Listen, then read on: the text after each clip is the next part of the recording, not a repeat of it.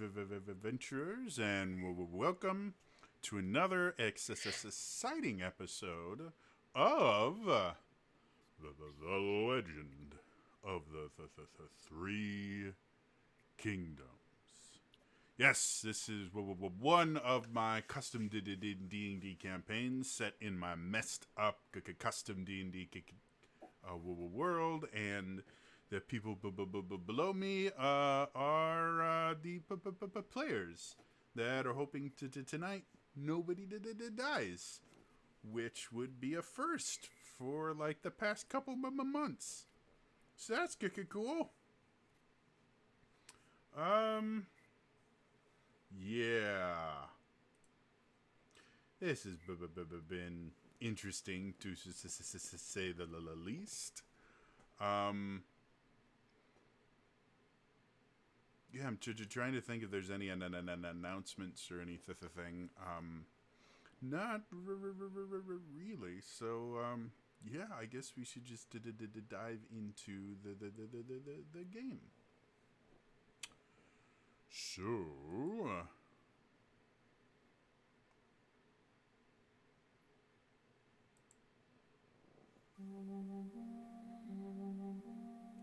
and now we return to the Legend of the Three Kingdoms.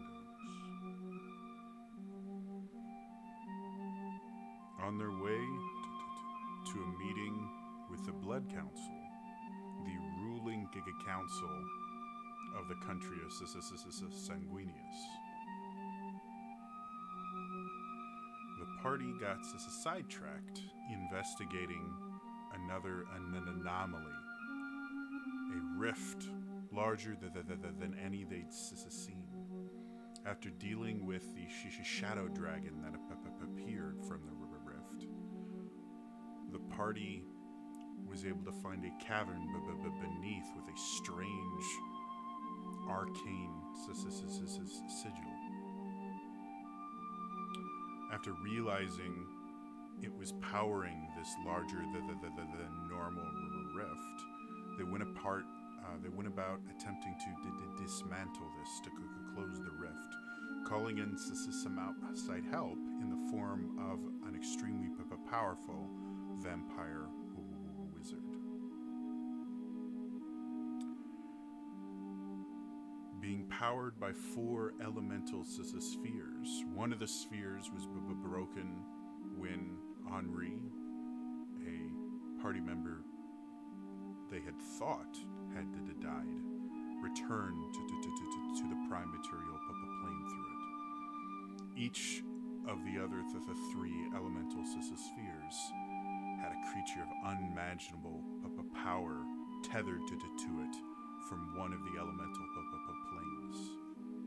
After defeating the fire creature and the wind creature, all that was left was one from the elemental plane of Earth. But when they cracked the sphere, not only did an incredibly powerful creature come out, it was much larger than anyone had been anticipating. The small cavern that they were in buckled under the pressure of this gargantuan creature as the roof collapsed in on itself, and the creature, standing over 100 feet tall, rose from the area, and that was where we left the party.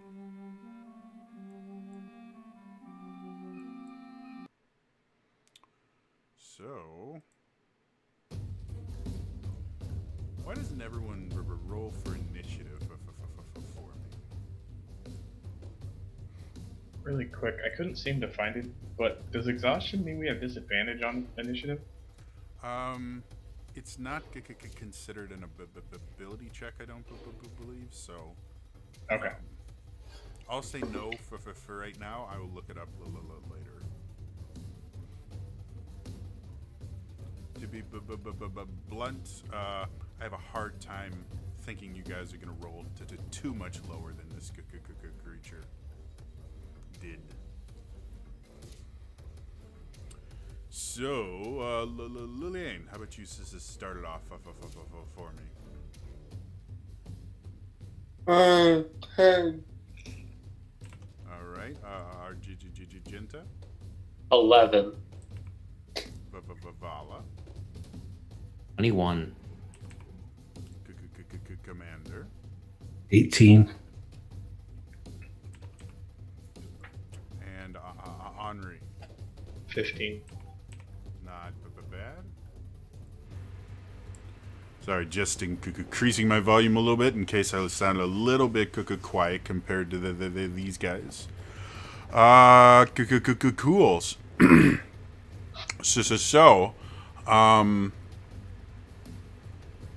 Again, standing in front of you, massively tall, is this giant creature made of rock. But unlike the other elemental creatures you've been facing down here, this one doesn't seem particularly interested in you at the moment. As soon as it got up, it actually started walking very, very slowly away from the center of this collapsed area. Point Yes. of order. Yes. So, on the sphere that he came out of, I had cast Hunger of Hadar, creating a 20-foot radial sphere that if you start your turn or end your turn in that sphere, you take damage, and it acts as difficult terrain. I don't know what effect that has on him and his entrance into this world. With the fact that he is so large that the sphere can't contain him, most of the other spells I'm familiar with, where you only exist in part of this sphere, kind of nullified if you're too big to be in the sphere. So go ahead and roll don't worry about rolling damage yet, because it's not the creature's turn. Okay. But thank you for reminding me, because I totally would have forgot about that. Cool. So as far as the map is concerned, which I'm going to totally hit the wrong button and open up Final Fantasy 14. Let's try that again. So concerning the map itself, anything in the dark area here is 30 feet down. The sides of here, or the edges of it, have kind of rubble going all the way up to them, so it is possible to climb out. But it's to get out is considered difficult terrain, and it's 30 feet of your movement to climb up there with a good athletics check, removing the difficult terrain aspect of it. So with that said, how about we start with Vala? Giant rock monster in front of you. What would you like to do? I would like to pull out my flute. Okay. As a bonus action, I will inspire Commander. All right. I start playing this nice thick beat as much as one can on a flute. Boons. You ever seen the beatboxing flute? And I will hold my action. I am going to cast Shatter at 2nd level. Okay. When Commander fires his gun, as I see him start to fire, I will drop the beat and then cast Shatter on him. Okay. Interesting. Go ahead and take inspiration for that, because that was very interesting. Cool. Do you want to move or anything? Yes, I will move over here, hoping that he doesn't have a line of sight attack. We're hoping he doesn't have a counterattack and has a line attack. A line of line. Right. All right, that's gonna bring us to Commander.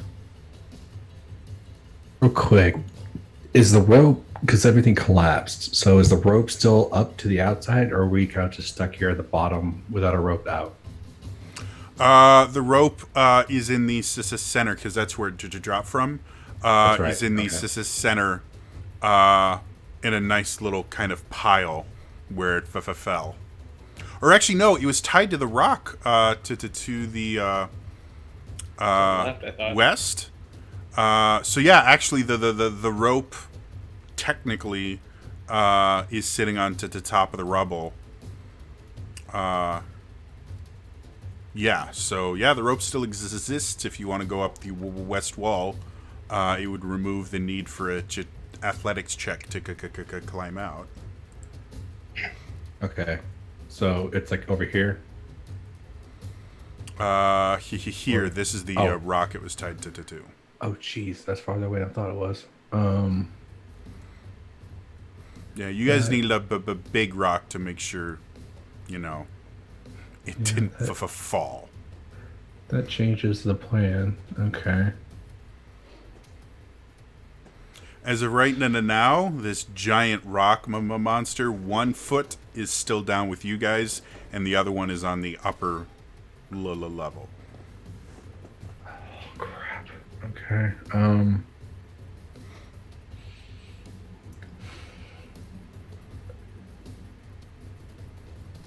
Crap. That changes everything. Dang it. That did not work. Okay. I will, just to get it done out of the way, I'm going to fire one of the. How many do I have left? I have 8. Okay, so I'm going to fire one of the ball of the bard at him, just to get that stuck into him. See if that for sure keep him from doing anything. Okay, what are you firing? One of the... The ball shots from the bars. Okay. So I'm going to shoot that at him. And you gave me inspiration, Paula? It'd give you inspiration. That's a 8 or D10. 10. Okay, cool. Okay, so that comes out to total of 29. Well, to 29 definitely hits. Go ahead and Okay. roll the damage.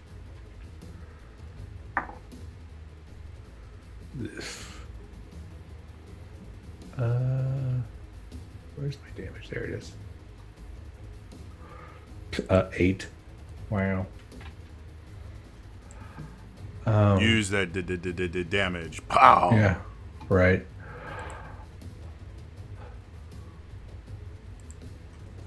Okay, so I don't know exactly how this would work, but I want to pull out that grapple hook that I made, Okay. and I will try to tie the rope to it and see if I can't shoot him in somewhere in the leg to see if maybe it could trip or slow him down, but I don't think it will because I'm pretty sure he's going to break the rope regardless.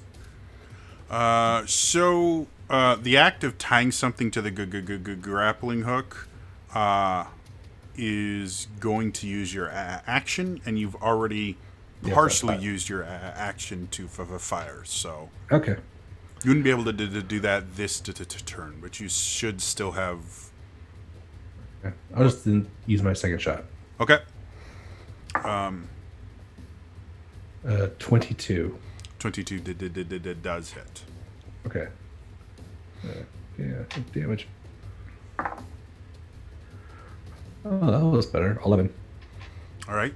So you pull out Fury, you fire the first shot, and similarly to the other times you've used these special bullets, as it impacts the creature, there's this kind of flash of this kind of black lightning that courses around the wound. The creature itself lets out this ear-shattering roar, and you see it kind of reach down to feel around the wound itself. The second shot, however, as it hits, it's kind of deflected off a bit. It takes a few chunks out of the rock, but doesn't seem to penetrate it nearly as well as that first shot did. I figured. And you said it's 11 to total damage? Yes, sir. Right. With that, Vala, you were holding your action. Yes. So a sudden loud rigging sound, painfully intense, erupts from the impact. Any creature within 10 feet of that sphere, which would just be it, has to make a Constitution saving throw. A creature made of inorganic materials such as stone, crystal, or metal has disadvantage on that saving throw. Cool. Gotta check this as a stat block, because... Yeah, he has an advantage, so just this is a straight roll. How does 33 sound? That sounds horrible. Apparently, the giant rock monster has really good constitution. Yeah, it's like a plus 18 Constitution save, I'm sure. Well, that is 19 halved. Damage for the big boy. Still a pretty decent hit. Math is hard. So you always round down, right? So Yep, that would be, so being I think, 9. 8. Oh, Yeah, because 18, half of 18 is 9. math is hard. Yubbers. So Vala, you unleash this fury of sound as you play your flute, and you watch as the sound waves. You can actually watch them kind of skitter across the surface, and there's cracks and things that form on the massive little leg, but otherwise the creature doesn't seem to be that affected by it. Good to know. Anything else you wanted to do, Commander? I would like to start making my way to the rope. Okay. And that's my turn. As you run away, you see the creature itself start to glow. You see that there's actually these little crystals embedded in the rock itself, and they start to grow brighter and brighter. And suddenly, there's this wave of purple light that just erupts off the creature. And everyone but who's this? Is that Henri up there close to the portal? That's Vala. Vala, Yeah, okay. So other than Vala and Commander, the rest of you are now bathed in this strange kind of purplish light. You shed the dim light in a 10-foot radius, and any attack rolls against you are made with advantage. You also can't turn invisible. With that, we go to Henri.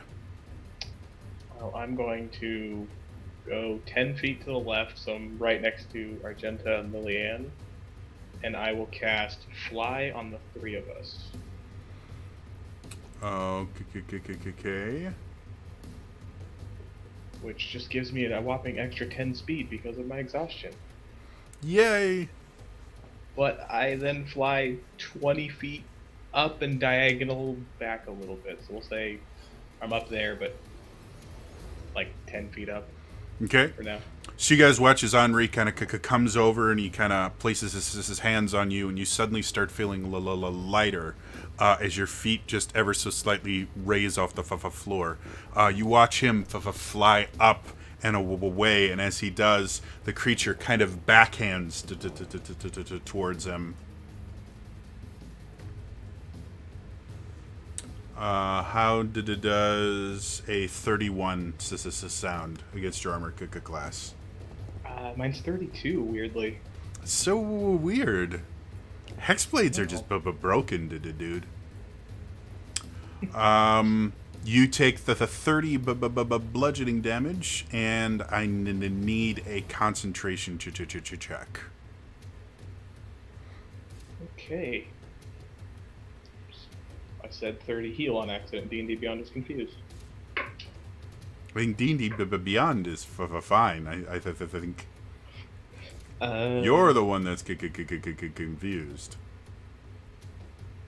17, 20 total for the con save. Yeah. Did you make that with the disadvantage? Why would it be disadvantage? I'm forecaster. Was it concentration? Yeah, it was concentration check. I thought with your. I only have 2 levels of exhaustion right now. Okay. Never mind then. Yeah, you are still flying, just slightly more pain.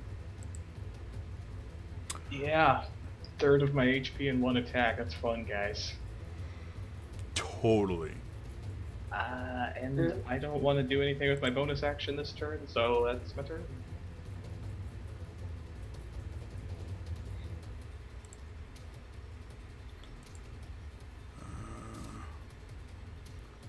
Sorry, just making sure that the things are working the way they're supposed to.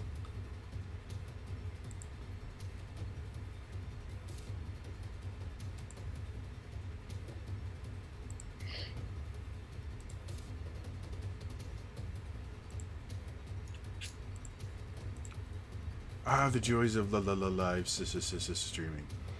Okay. So the rest of you that are still on the ground, which looks to be just Liliane and Argenta. You see the creature raise up one of its massive little legs and slams it into the ground, and the ground beneath you almost rises and falls like a wave on the ocean. And I need dex saves. Did you mean me, Jody? No. You're too far away. Oh, never mind. Yeah. Just the Liliane and Argenta. So sorry. 21. Okay, that's a failure. And Liliane? 4. Yeah, that would. Was that just a 4? 24. Oh, 24, you are fine. You keep your feet. Argenta, you are knocked prone. All right. Cool. That brings us to Argenta. Well, I'm going to get to my feet, and then I'm going to use the rest of my 30 feet of fly speed and just, like, how far am I from it? Like 15 feet away? I'm like 10 feet away. So Yeah. I'll fly 10 feet towards it and 20 feet up. How much speed does fly give you? 60, right? Yeah. Oh, okay. It's been a while since I've dealt with fly. And then once I get there, I'm going to, just to give myself a little leverage flavor, grab it with one hand and with the other hand recklessly attack with the dagger twice. Oh, rage first. Bonus action. Right. Go for it. All right. With advantage, that is a 14. Well, that doesn't hit. As you make your first attack, it's just deflected off of the stony hide of this creature. 8 second try. That's better. 23 to hit. 23 does hit. Go ahead and roll the damage. That's going to be 10 piercing and 4 cold.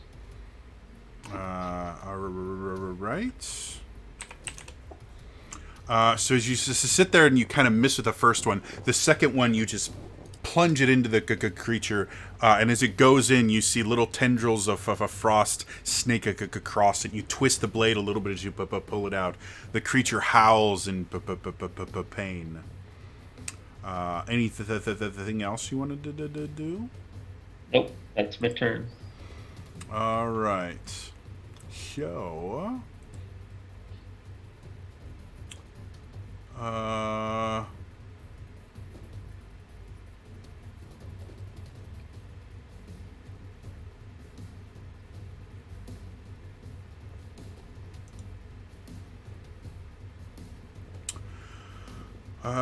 that will bring us to Liliane. I will activate my radiant light and fly over them and swing my sword at him. All right. And then be my husband. So you watch as Liliane springs forth from the ground, flying over the creature. As she draws her blade, it nicks her hand, and the blood coats the blade, erupting in a bright white light. You have advantage because I'm there. That's good to know. The joys of pack tactics.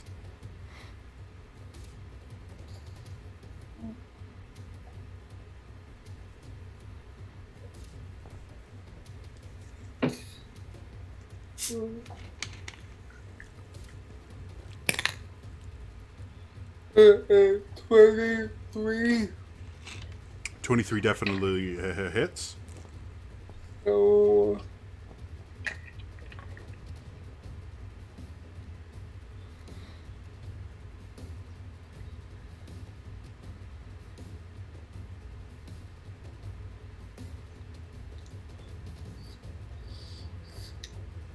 Math is hard.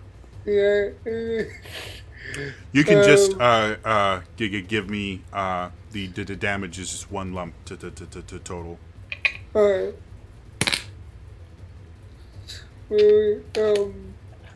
That would be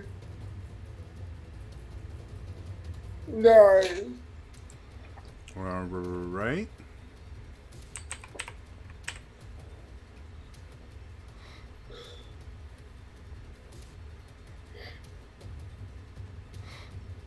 And your second attack?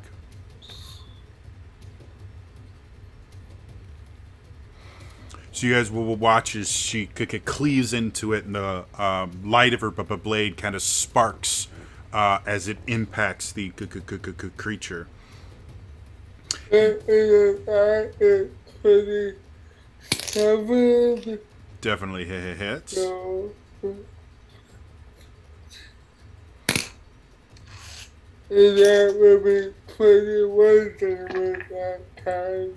But wow, much much nicer. Yeah, I rolled back. And both home. So the first one kind of nicks off a little piece. The second one, as she comes back and swings again, goes deep into the creature's stony flesh, and as she pulls it out, chunks of the rock fall away. However, with how massive these legs are, it still looks barely worse than a shaving accident, as the creature kind of howls in pain. Anything else you wanted to do with your turn? No. All right. It is clobbering time, as the kids say.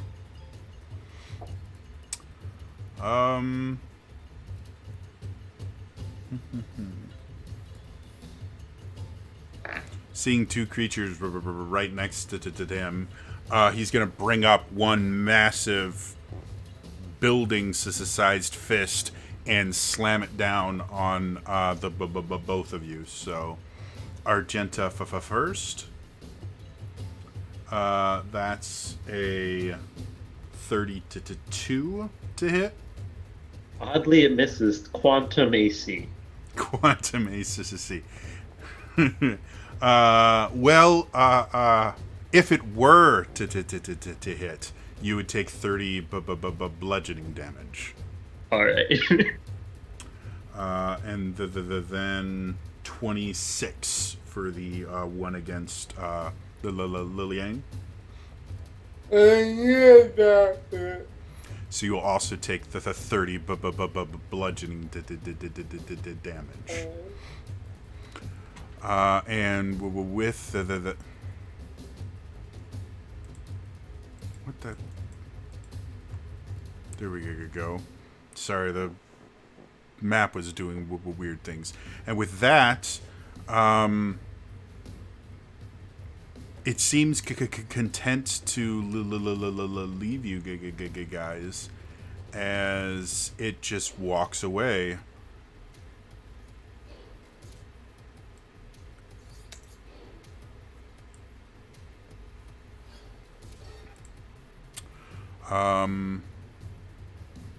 Yeah. That'll bring us back to the top of the order with Vala. Do we get attacks of opportunity as a walks away? Yes, you do. All right. 23 to hit. That hits.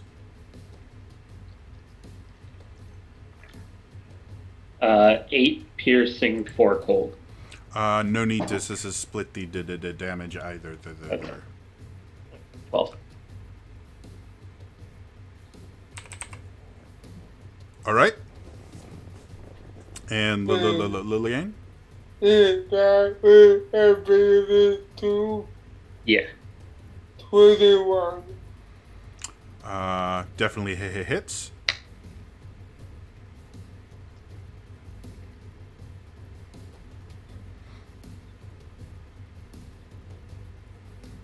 All right. Again, you both are just hacking at this massive creature as it walks away. And again, it seems barely phased by it, as it just continues walking away from you all. Back up to Vala. I will shout out, "You leave when Vala Raven Einandelik says you can leave." I will walk my maximum distance of 15 feet. I will cast Hex on it, giving it disadvantage on Constitution checks. Okay. There are no Or- Constitution checks. I keep confusing it with saving throws. Yepers. Strength. Everybody does. Cool. Yeah. So you sit there and you hex its massive strength. There's no save for that, right? It just happens. Let me double check. I believe it just happens. That's what I believe as well. Let's pretend that's how it works then for right now. Yep, I see no spell save.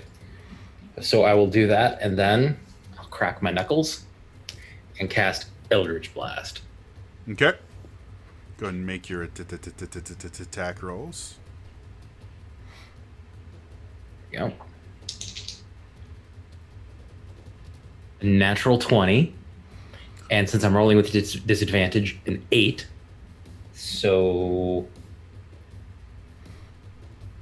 17 to hit on the first one. Your first Eldritch Blast streaks past it. However, that nat 20 would have been kind of cool. Yeah, it would have. The nat 1, I'm assuming. Yeah, the other Eldritch Blast just hits it goes and then just kind of goes. Zzz. You didn't even know you could bend the Eldritch Blasts, but apparently you roll bad enough, they just become flaccid and fall. So I will just, as I finally make it to Argenta, I'll just like start panting and be like, that was much cooler in my head. Right. As that happens, the creature reaches up and grabs a portion of his shoulder and rips it off and slams it into the ground. How close? Okay. So he actually throws it right between you guys, and I just realized I don't have a thingy for this. So give me a couple seconds here to remember where I can find elementals.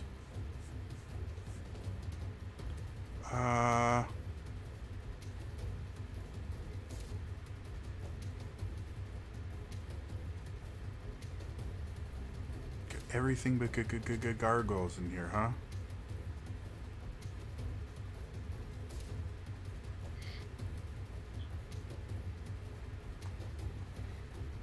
I'm normally much better prepared from this. I promise.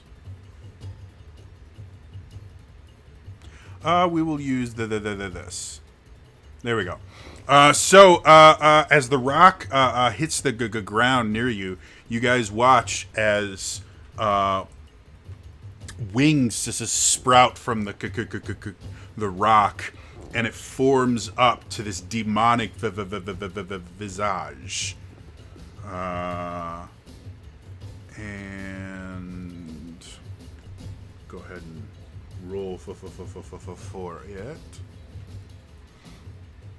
So it has an initiative.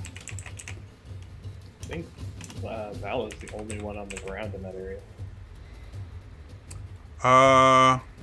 Theoretically, yes, but you guys weren't that high in the air.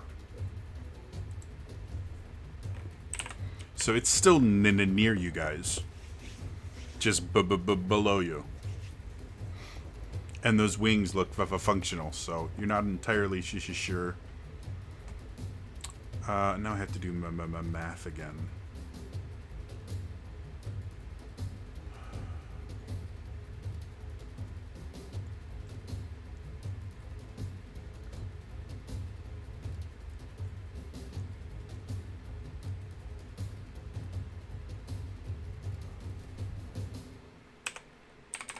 There we go. All right, so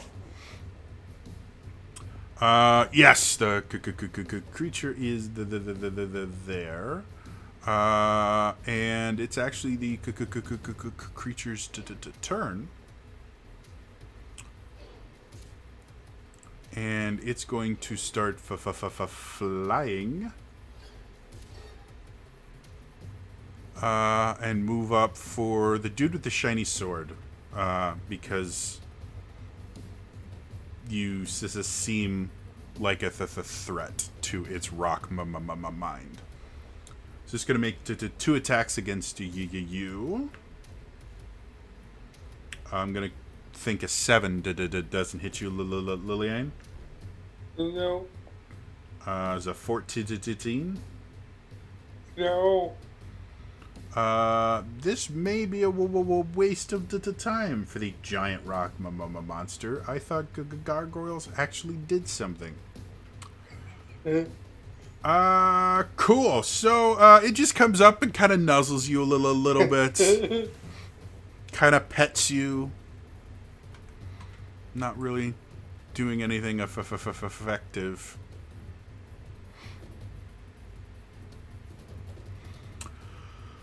So that was a good use of 50 hit points. Let's go to Commander. All right, I'm going to use some of my movement and climb the rope. All right, to get up here. Okay. And then from my line of sight, is Argenta in the way of this creature, the little gargoyle thing? It does nothing. I'll say you can get a shot Okay. off at it. It's a big-ish creature, so. Then I will take 2 shots at it. One is just a normal shot, and the second one is going to be a forceful shot. Right. So that's 1 grit burn on the second shot. First shot is hits 16. 16 does hit the gargoyle. Okay. Go ahead and roll damage. That is 14 damage. Okay. Very similar to when you shot the large rock creature. As the bullet impacts up, it kind of ricochets off, doing damage, but not doing it a ton. What was it you said? 15 did damage? 14. 14. Okay. Half. This is still the same. All right. The second one, I'm burning a grit. I'm doing a forceful shot, and so that requires a strength saving throw on your part. All right. Go ahead and roll your. If I hit, Yeah, I was about to say roll your hit attack. 26. 26 definitely hits. It gets a 21 on its strength save. Oh, dang it! All right. Well, he doesn't move 15 feet away. Okay. Still takes 14 damage though. Right. So you fire another one, and as this one impacts, it gets stopped by the creature's skin, goes in a little bit, but you watch this creature just kind of flap its wings to prevent it from moving from the force of the bullet itself. And then for my bonus, I will reload, and that's my turn. All right. Next up is Henri. Lillian, how far high up did you fly on your turn? If you said you flew next to me, right? Yeah. I was 20 feet up. Okay. So we're all 20 feet up. Yeah, that's what I was wondering. All right, in that case, wrong arrow. That helps I click the right one. I will 5, 10, 15, fly 20 feet up to the gargoyle. Take advantage of the pack tactics while I have it, because I'm not going to do diddly to that big guy. Hey, Jody. Mm-hmm. Would I I wouldn't know if I would know, so I'll just try it and see what happens. But I'll do my attacks first. So I will summon the whip and attack Gargoyle. Oh, hey, nat 20. Tempting it is, I am not smiting.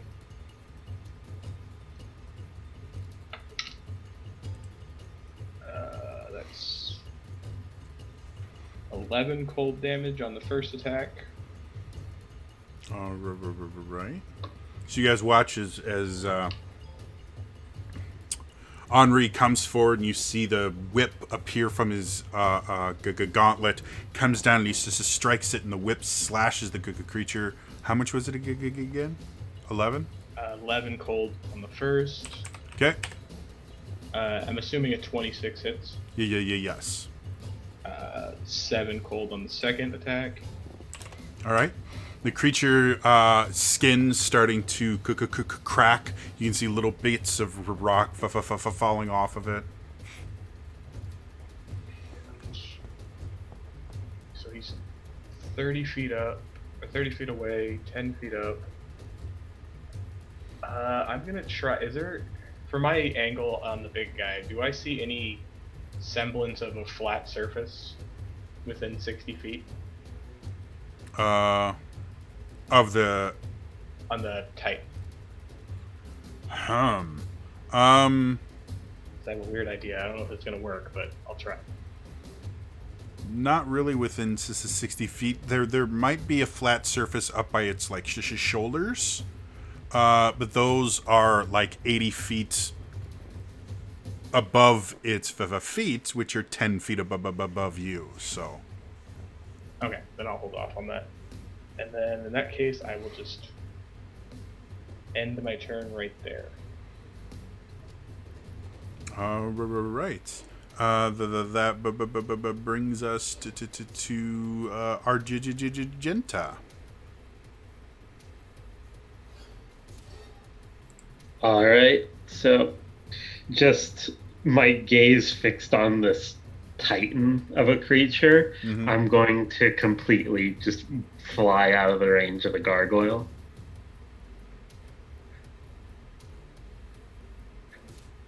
If it wants to attack me or not. Sure. It gets a 10. That misses. Yeah, it just kind of lazily goes, eh. Alright. So I'm going to fly. How far would I have to be to reach it? Because I don't know exactly what it's like. It's effectively 100 feet to tall. Okay. And the actual hitbox of the creature is those 4 squares. Alright. So as long as you're within 5 feet of any of those 4 squares, you will hit it. Alright, then I'll fly up to here. That's 20 feet forward, so I'm just going to go 40 feet up. Okay. So I'm 30 feet off the ground now. And then bonus action, point at it as I mark it with Planar Warrior. Okay. And then make reckless attacks. Go for it. So again, in your mind, you distinguish this creature from the rest of the creatures on this plane that has kind of a blip in your mind. You bring your frosted dagger up, preparing to plunge it into this massive titanic creature. 26 to hit. Definitely hits. Roll damage.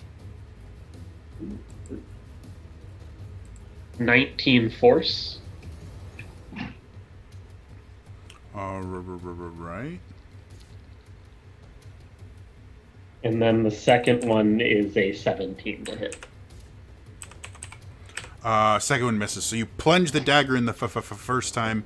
The creature kind of howls in pain. You pull the dagger out and spin and slash again, and it's deflected off its stony hide. Anything else? That was everything. All right, Liliane. I will attack the gargoyle and get further me. All right.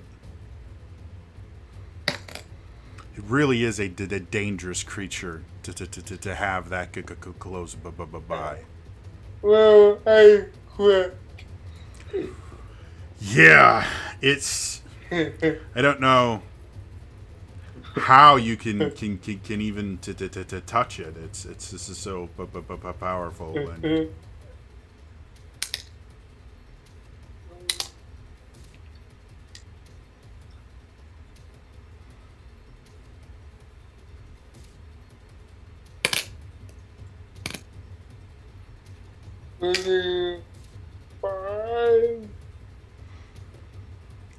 the creature is no more. So as you sit there and you strike it, you feel some resistance as your blade meets it, and you push through it, bisecting the gargoyle as it tumbles to the ground.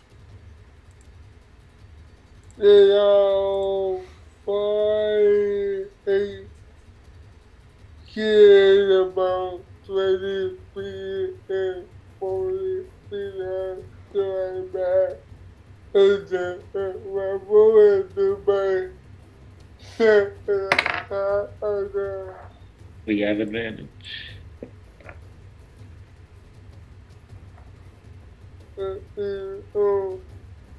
20 not natural. Just barely hits.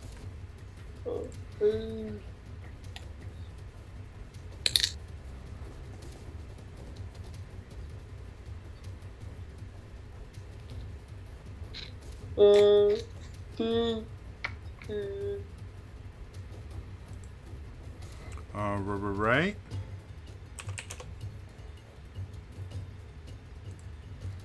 So as you fly up, you plunge your blade into the creature. It howls in pain.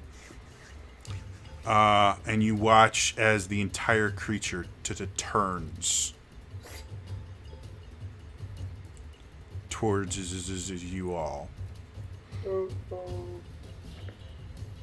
You see it reach down, pick up a massive boulder, and hurl it.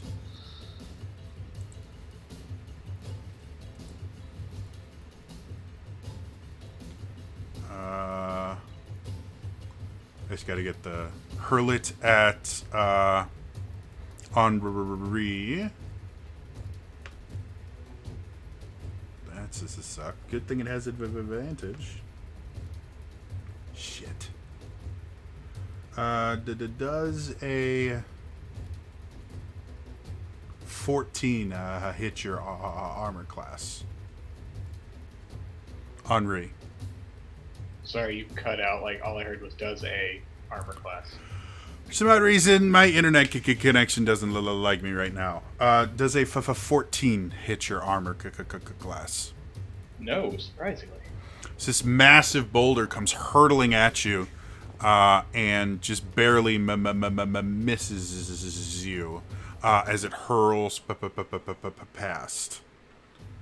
The creature's pissed because that was a super awesome attack. Cool. Yeah. That's his turn. Harumph. Brings us back to the top of the order with Vala. Okay, so I would like to move. If I move here, is that then 30 feet up to the top of the ledge there? Yes. Perfect. So I will move over there and say, I don't think you heard me. I said you can leave. I will Bamf using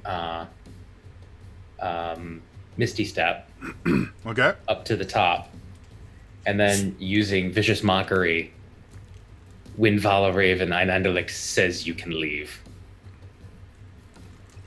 So he must make a wisdom saving throw. Giant rock monsters are known for their high wisdom scores. What I'm counting on.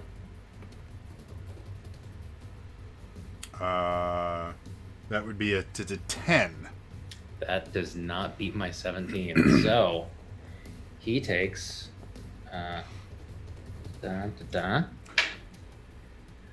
6 points of psychic damage, and will have disadvantage on the next attack roll it makes before the end of its next turn. Right. And that will end my turn. Okay. With that, you watch as these crystals around him glow again, and this wave of bright light goes forth from him, bathing basically everyone but Henri and Commander in, again, this strange purplish light. And y'all are glowy. Commander, what would you like to do? 2 questions. How tall is this rock? About between 5 and 10. I have to remember. Those provide half cover, so it's about 5 feet. Okay. And would this stuff here be considered difficult terrain? No, because you guys blocked that stuff off to keep it from flooding. That's right. Okay. It's just grooves in the ground. Okay. So that's 10, 15. Okay, gotta get there. So I'm gonna move to here for cover. And I'm going to take my 2 shots because I don't know what else to do.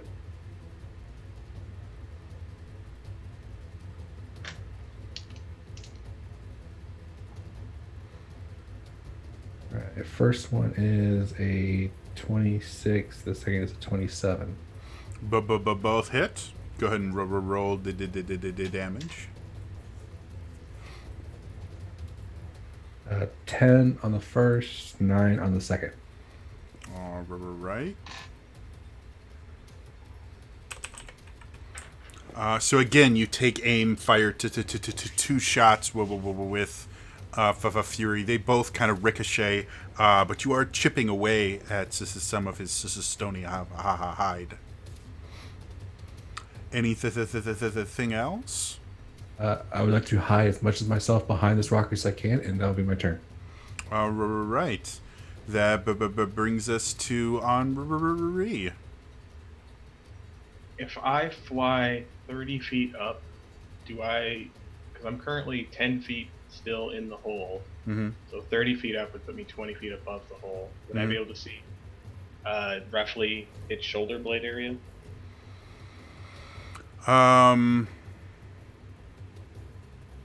From where you are, if you go just straight up, yes. Okay. But remember, it's still 60 feet above you, in addition to the 30, 40 feet away from you. If you want to use Pythagorean's theorem to figure out the diagonal there, I'm not going to. Let's say it's 5 feet away.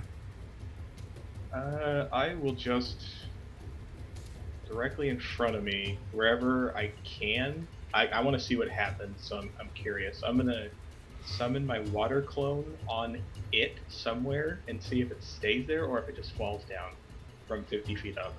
I want to see what happens. Yeah, as the water clone appears, since there's not a solid surface to stand on, it plunges 50 feet to the ground, taking... I don't think it has a hit point. Oh yeah, we hadn't done that because it's a spiritual weapon, effectively. Yeah. Yeah, it falls to the ground and splats, and becomes a puddle of water for a few moments as it slowly tries to reconstitute itself. Okay, so I'll say falling from 50 feet like that, since it is made of water, effectively means it has zero speed because it will have to use its entire move action to coalesce. does it still get to attack, or is the splatting take away its attack? Sure, it can attack. You just can't move it in the next turn. Sorry, this one's one lower than mine. 19? 19 misses. As it creates a very similar whip from its arm, it goes and the water just splashes harmlessly against the rocky hide of the creature. Because I know this is, 100% the best idea ever. I will, for my action, have my clone cast Frostbite, which is a con save. I know. Hold the applause.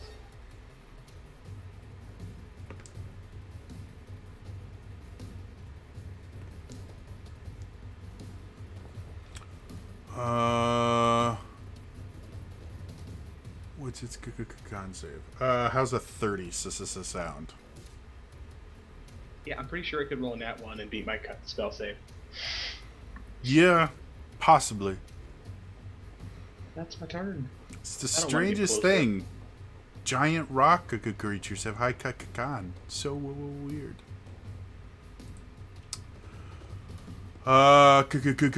Cool. And then next up, after Henri, is going to be Argenta. Alright, so from where I am, I shoot up another 60 feet to get near its like neck and head. Okay. And I'm just gonna stab at it angrily with reckless attack. Go for it. I will say, Lillian, if you want to keep your pack tactics, you'll have to get within 5 feet of Argenta again. That's 15 to hit, which misses. Yep, so you go up and you're trying to chip at this thing, and despite the magical aspect of the dagger, this rock seems unnaturally hard. 26 for the second one. 26 definitely hits, but you find a soft spot on the rock between two boulders that make up its trapezius. 21 force. Yeah, 21 definitely does it.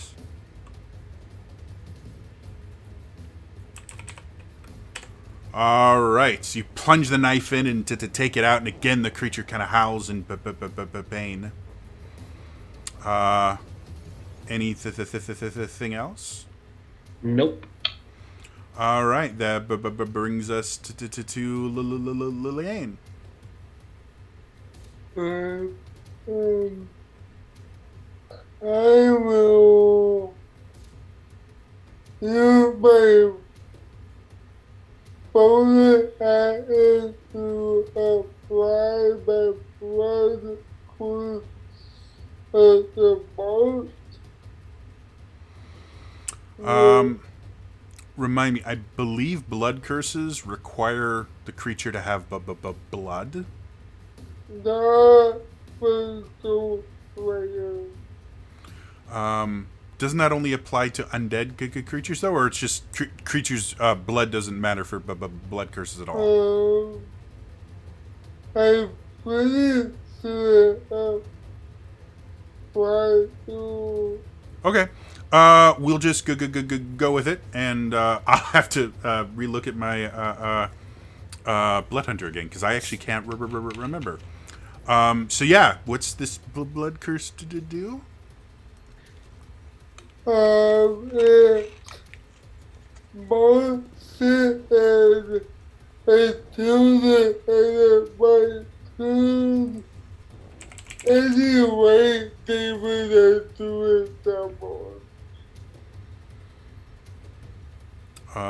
Sorry. Did you say any damage you do is doubled?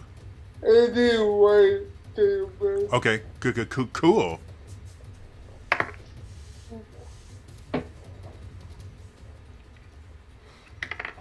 So you watch as Lillian's eyes kind of turn this dark, blackish red as he reaches out, and you watch the creature itself start to kind of writhe slightly, as much as a giant mountainous rock to the Titan can. And I'm at 14. And you come forward. Did you fly up? I'm asking because pack tactics would give you advantage. Yeah,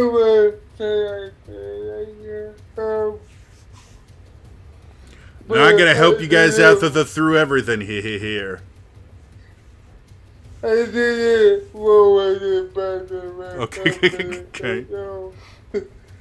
But my set in a car,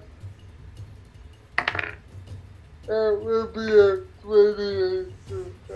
Well, that definitely hits. Go ahead and roll your increased damage. How long does the blood maledict affect it? Is it just this turn? Yeah. Okay. 18. Cool. All right, so you dug into the creature, and your blade flashes again as normal, and the flash becomes even brighter as you dig into the creature, pull it out, and you've carved a decent-sized chunk out of the creature. Anything else? No, that's it. All right.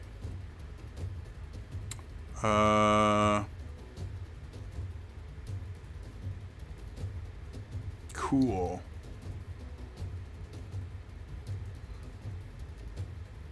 Yeah, the rock creature's gonna pick up another boulder and try and hit on Riri.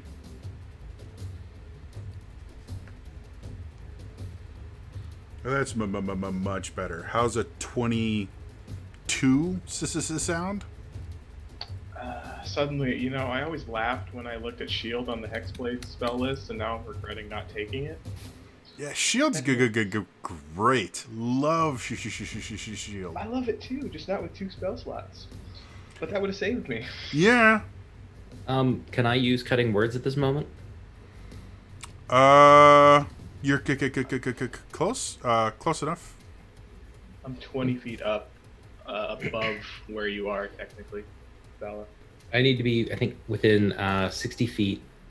Okay. Sorry. Yeah. As a reaction, when a creature that is not immune to being charmed, you can see within 60 feet makes an attack roll, ability check, or damage roll. You expend 1 of the Bardic Inspiration, roll the die, and subtract the number. Mm-hmm. Okay, so. Oh.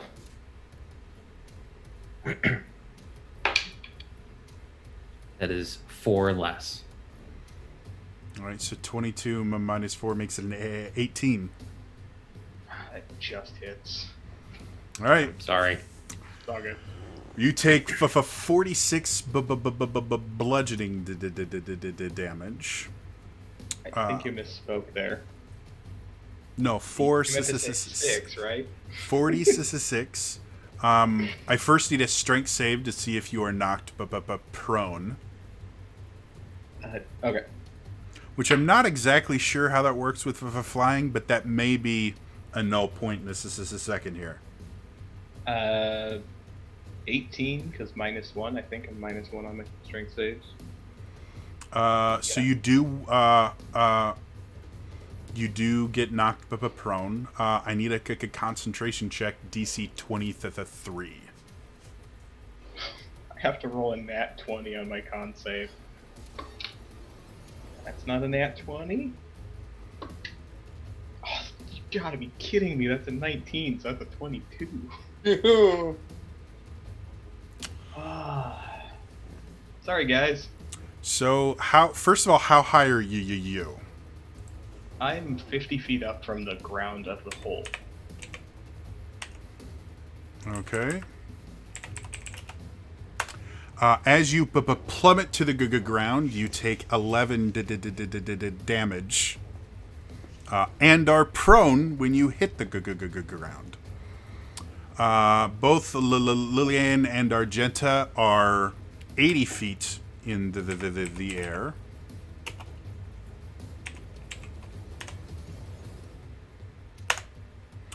So you take 27 damage as you both plummet to the ground, impacting pretty hard.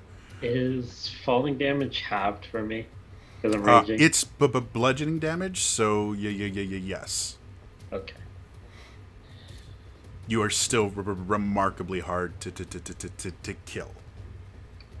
I don't know how to delete tokens on this, so I just moved it to the far corner because my clone's technically gone since I'm more than 60 feet away. Okay.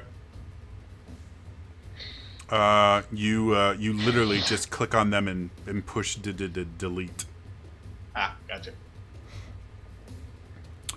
All right, so you guys watch as this giant boulder smacks into Henri, carrying him to the ground and shattering when both of them hit the floor. As that happens, both Argenta and Lillian feel the lightness in their body suddenly fade and gravity take over again as they both plummet all the way to the ground, dashing themselves on the hard rocky surface below. Pretty decent turn. I will have both Argenta and Lillian make acrobatics checks to see if you are standing or prone when you hit the ground. Henri, you get no check. You are knocked prone in the air. 6. I'm on my ass. Yeah, so am I too. Yubbers, so you guys are both just lying on the ground as this giant colossal titan looks down at you, looking like it's about ready to step on you. That brings us back to top of the order with Vala. What would you like to do, Vala? Like to rewind time. If I could turn back, copyright Sister Strike. I will speak friend and cast a healing word at first level on Henri. Speak friend and enter, not without consent. Ooh, max healing 9. Sweet, I'm up to double digits again. Yeah. And then Guys are going for death again. and I'm then trying. I will turn my attention on the our friendly neighborhood Titan and cast Toll the Dead. Okay. I believe that's a con save, right? Wisdom, actually. Wisdom. Oh. Weirdly. The 13? 13 does not work. So I assume he's missing some hit points. No, not at all. Surprisingly enough, despite all the damage you guys have done, still not even bloodied. Well, Just 10 hit points. he takes 15 more. And the most damage not healing. he took in a single turn was himself ripping off a part of his body. You said 15? Correct.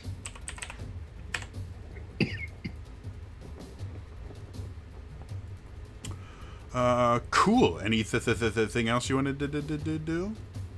I'm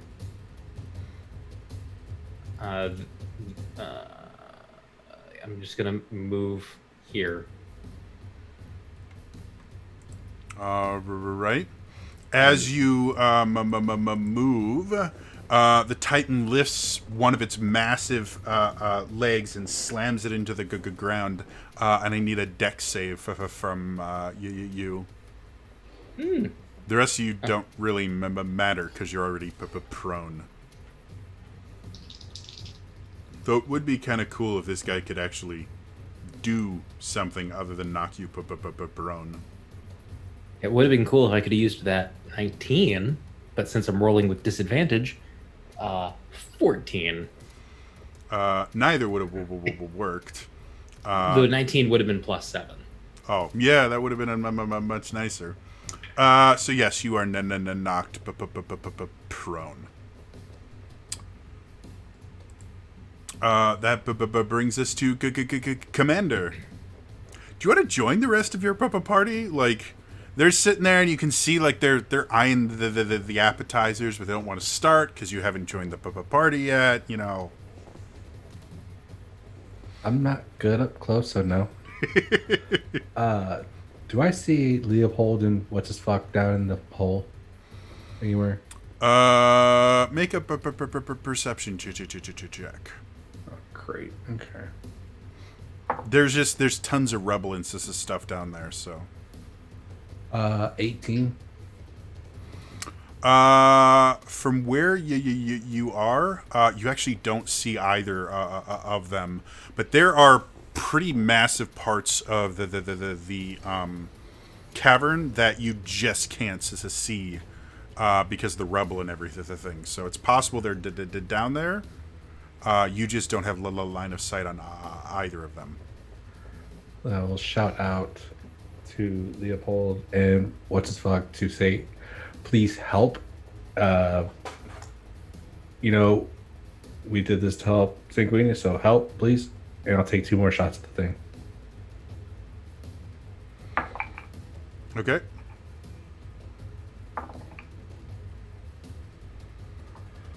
That was 25 on the first. And almost a natural 20. 29 on the second. Both hit. 14 for one, 9 for the other. All right. And bonus action reload, and that's my turn. All right. So again, you fired to 2 shots off of Fury, and again chipping off little pieces of the creature, but still not seeming to do much more than that. Let's go with Henri on the ground. I mean, my turn's gonna be super riveting. You guys ready for this? What's half of 15 for speed? That's how much I have left. Technically, you only have 7 left, but the way that movement works is you need to move a square. You need at least 5 feet of movement to move into a square, or 10 feet to move into difficult terrain. So effectively, you have 5 feet of speed. Okay. I do have freedom of movement on from when the last session ended, so if any of this is difficult terrain, I'm not hindered by it. Cool. You still have then, 5 feet of movement. And then I will dash another 15, 5, 10, 15, 20 total feet that way towards the rope. And that's my turn, because that's fun. Cool. That brings us to Argenta. You're on the ground. Yeah, so I'm gonna stand, Okay. and my first attack, and it's all going to be reckless. My first attack is going to be to start to grab onto this creature and then start climbing up its leg. Okay. Theoretically, if you want to climb on the creature, that would be an athletics check. All right. That's going to be a 24. 24. Yeah, you starting to climb him. And then as once I like finish my movement, grab my dagger out of my mouth and attack with the second. I will say, because it's not really made for climbing, it will still count as difficult terrain climbing, or you'll move at half speed climbing it. Okay, so I moved 10 feet up its leg. Cool. And did that take my attack or no? No, that was your movement. Okay, so 2 attacks reckless as I'm like digging my dagger in. 25 to hit. 25 hits. Not great. 11 force. All right. As you plunge it in, you hear the creature cry out in pain. You can start seeing little rocks and things falling off of the creature as it's starting to struggle a little bit in holding its elemental form. And a 26 to hit. Another hit. Go ahead and roll the damage. 13 total.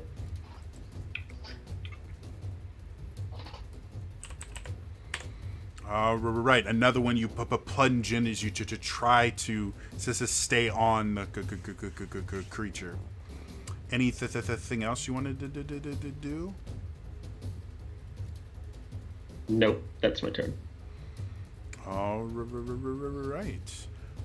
Next up is going to be Liliane. Alright, so I will get up,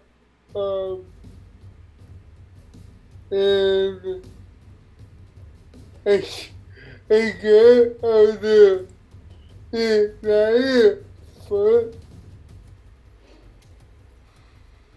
Just go, ha! I'm like one of those things that tough acting Tenactin is supposed to stop. Yeah. And yeah. I'm assuming I don't have it anymore, right? No. Argent is too far up. So 17 Okay. for my full attack. All right. So as you try and get in there, that tough acting Tenactin is just too good. And then 18. Yeah. You see some strange dude that just starts drawing on the battlefield itself, going, first he's gonna go over here, and then he's gonna try and take his sword and just gotta stick it in between the toes. But that tough acting Tenactin is gonna keep that away. Man, you know how to great toes? Brett Favre. Anything else you wanted to do with your turn? No, that will be it. And then next up is the giant creature.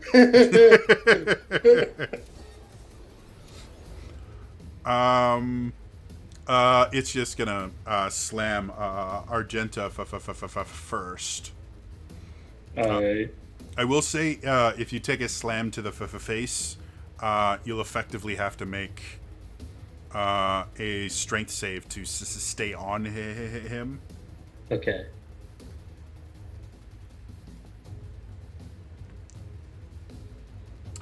Uh, 30. This is something. It's a high number. Yeah. 30 bludgeoning damage, and make me a strength save. That's gonna be a 23. Yeah, as you get hit by this hand, you just kind of grip as tight as you can and hold yourself, hoping not to get thrown off. You're able to stay on. The Toe Goblin, on the other hand, not quite as lucky, as a giant fist comes down towards Liliane. Yeah, a 31. Me, yeah. So that is another 30 bludgeoning damage as it swats at you. Uh, The creature itself is going to move over here to get close to Vala and end its turn.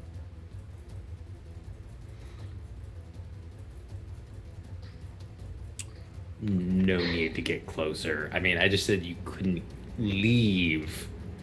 Didn't mean you have to come get. Anyways, Hold me closer, giant titan.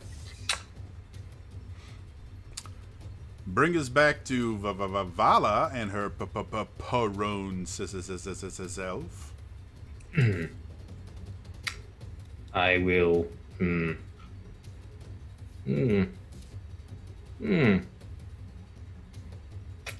So, as a bonus action, I shall use my healing light to heal Lilianne a little bit. Okay.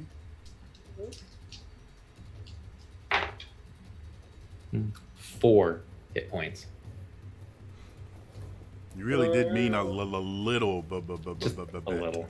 yeah, no. And then I will use my. I will use my inspiration, so I can roll a flat roll and cast Guiding Bolt at 3rd level. Okay.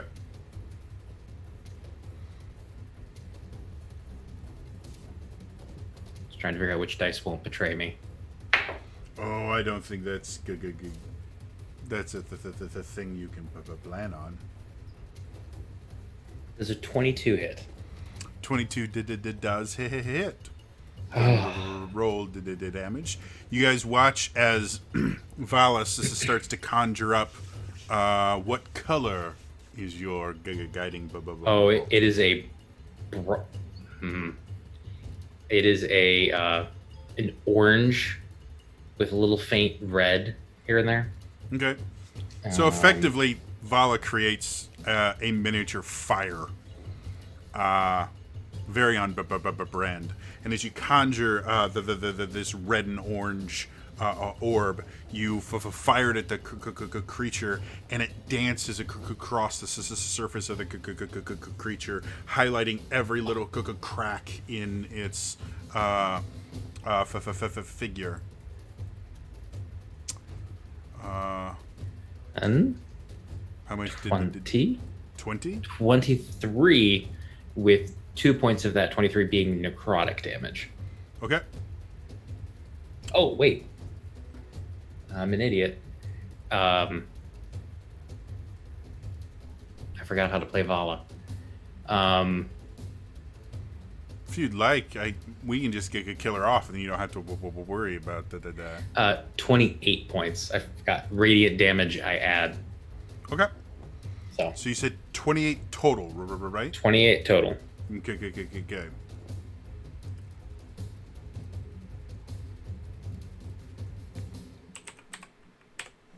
All right. So as you cast this ball of energy at it, it erupts and dances. The creature again lets out this howl in anger and pain. Anything else you wanted to do? Nope. I'll just point out it. Next attack against it has advantage. Right. It's gonna bring us to Commander. All right, I will move to here. Commander just very slowly inching his way up. Full Hey, cover I'm not- shooter mode here. I have not meant to be up close. Massive affecting it. Sliding into cover. So those crystals, Mm-hmm. Can I see any? Or are they going on his Yeah, back? they're all or- they're all over his body. They seem it seems like whatever formed this creature had natural like geodes almost in the rock, so they're intermixed throughout the entire body. Okay. I would like to shoot one to see if that has any extra effect on it.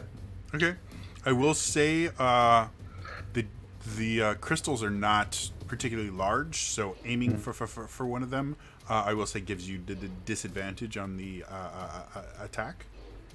So with the advantage from the other one, it's straight roll. Yes. Okay.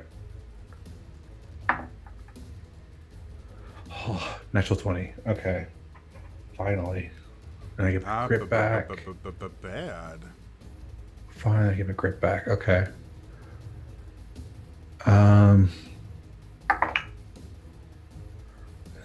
Okay, damage. So that's 15 total. Okay.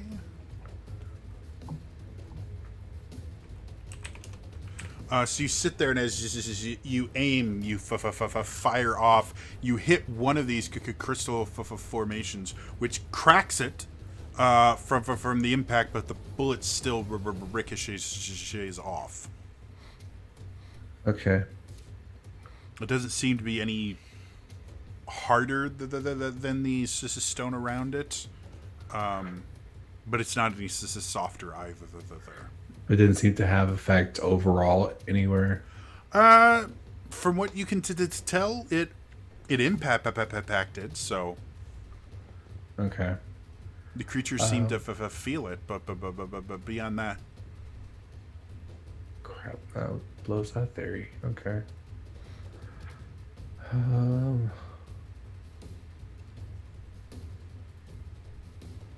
just go ahead and take the second shot. What is that? That's it's just a freaking Constitution save. I'm not doing that. Never mind. why? I'm sure he'll fail a con save eventually. Yeah, a 1. No,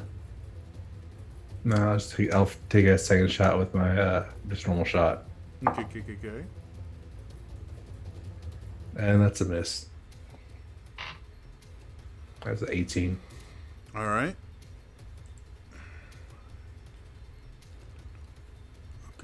Okay. So again, you fire, and this time the bullet goes wide. Then next up, it's going to be Henri.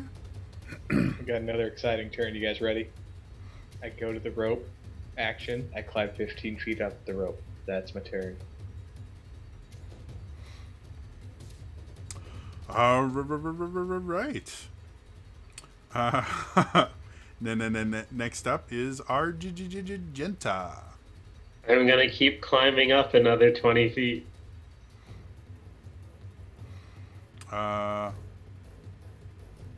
Cool. Yeah. You're continuing to climb. And then as I climb up recklessly, I'm going to be using my dagger as like a climbing pick, but driving it in to attack. You're the first barbarian I think I've ever seen that uses daggers, and I love it. 20 to hit. Say again. 20 to hit. Yeah. Go ahead and roll the damage.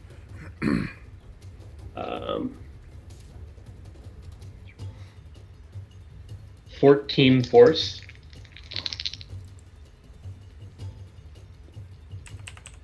All right. Natural 20. That misses, unfortunately.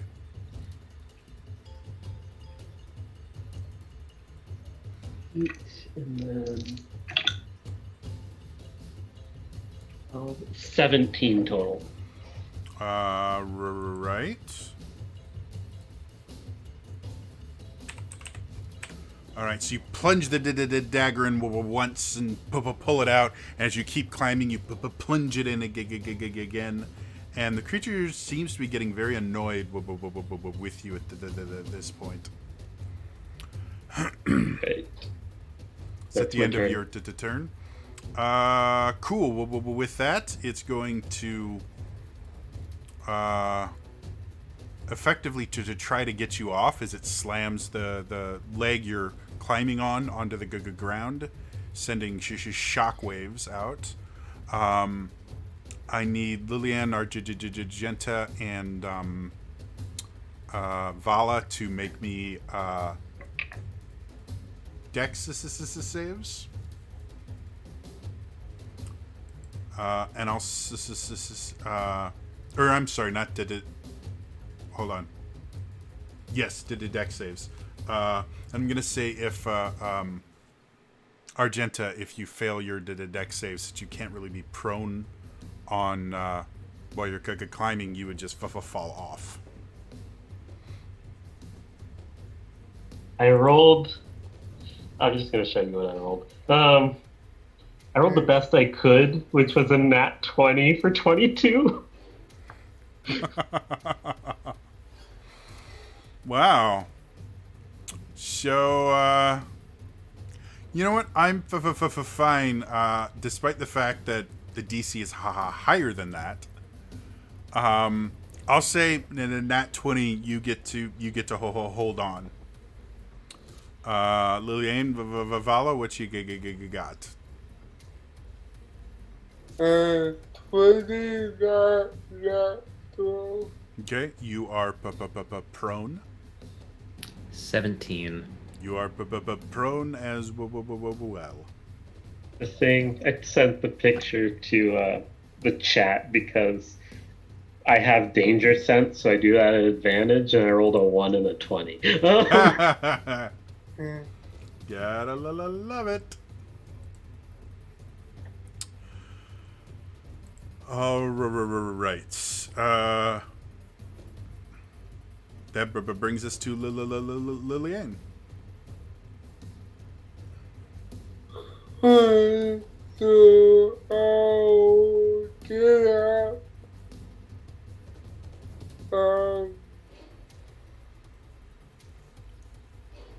And everybody doing what you doing.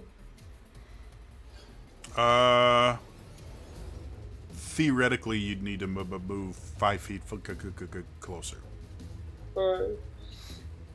He's big. He's not that big. And then I always have to put a kid.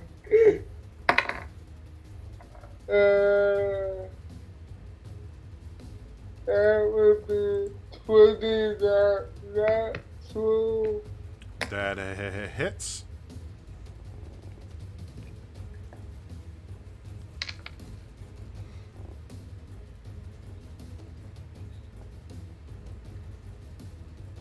That be 17 damage. Right.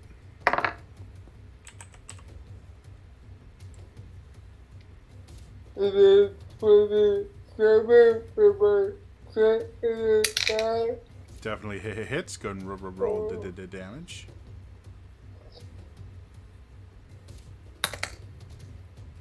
That will only be 9. Okay.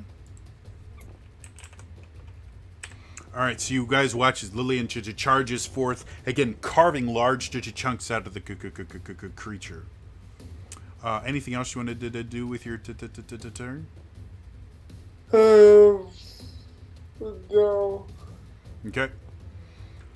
So the creature itself is going to make 2 slam attacks against Vala. Bring it on. Well, that's a nat to 20. Can we not bring it on? As I say, literally, I rolled a 3 before that. But it has advantage for a number of reasons. So as soon as you said "bring it on," it went to 20. That is classic Vala. Oh no. From that attack, I will stagger back and cast Hellish Rebuke for my reaction. Okay. Well, let me figure out the actual damage first, which I believe is going to be 52 bludgeoning damage as it slams into you. I have finally taken damage this game, for this session. Yeah, you really your mouth is writing checks. That's why I want to get this Hellish Rebuke off before the second one lands. Go for it. You Isn't know that they a- say. Yes, I'll be casting this at second level. All right. You know what they say. The first step's a doozy. He must make a dexterity saving throw. One of the few things he's not great at. In fact, I'm not sure if he can roll high enough. Not with me rolling. I think that was a 7. That does not succeed. So he will take 14 points of fire damage, I believe. Of course, it's fire damage. It can't be anything but Oh, wait. fire damage. Another 8 points of fire damage. I forgot I was casting this at a higher level. All right. So as it slams down, you see this burst of flame beneath the rocky fist as it kind of looks up at the char marks on its fist, and it just kind of slams it back down. Hmm.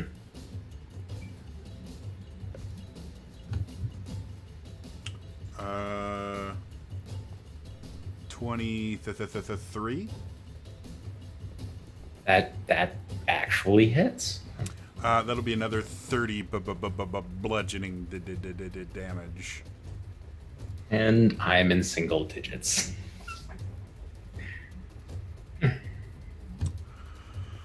That's the giant rock monster's turn. Let's go back up to Vala in her prone state. Oh, that's right. That was peak Vala. Shoot. Huh? I have not been keeping. Oh, okay. Well done.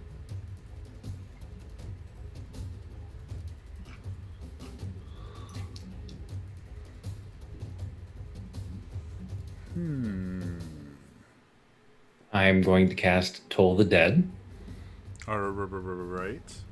So, Wisdom saving throw. Well, that's a nat to 20. Of course it is. So as you sit there concentrating on the Dark Lady's bells beckoning this creature to her domain, the creature seems to not care. Doesn't have a negative. Yeah, okay. Nope, sorry. Fair enough.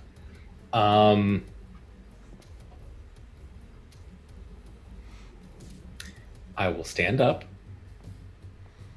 It would be really fun is if the giant rock monster just went, "This is Sparta," and kicked you into the hole.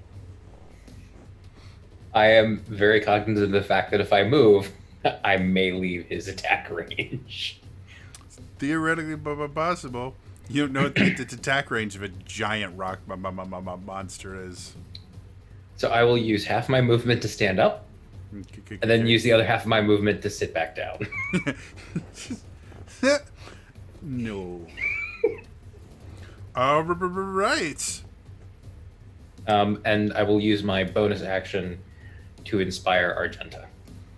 All right. Yay. So take Argenta, that. you start feeling a little bit more inspired.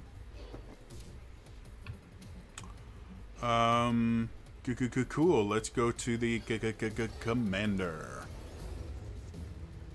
feel like it's a war of attrition. I have like nothing I can do but do the same thing over and over again. It's better than my past 2 turns.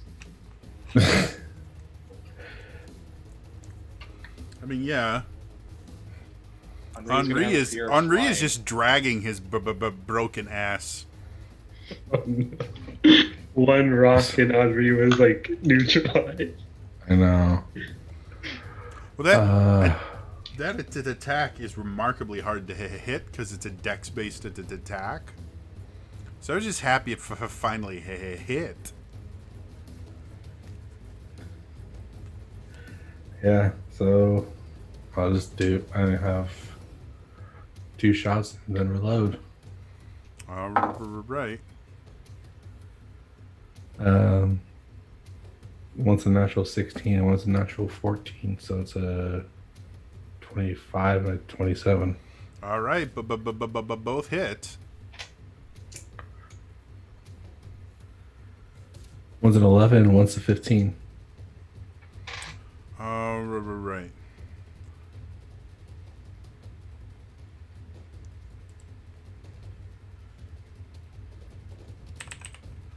All right. So again, you seem to be just digging more and more of the stony hide off of this creature as you keep repeatedly firing shots into it.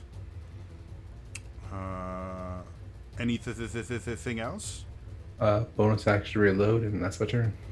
Henri, what's going on in the exciting world of dragging? I get to the top of the rope this turn, because it took 2 turns for me. Okay. I will, because it's 60 feet to the other side, resummon my water clone. I almost put the wrong token. Right there. Okay. And then from its space, I will cast Fairy Fire on the Rock Elemental. Oh, okay. 17 deck save.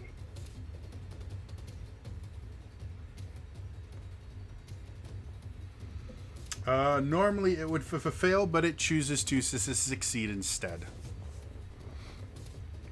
I almost did something important. Is my clone technically within attack range? Right It has a whip as its weapon, which is a 10-foot reach. So I just didn't know where the hit corners were on this.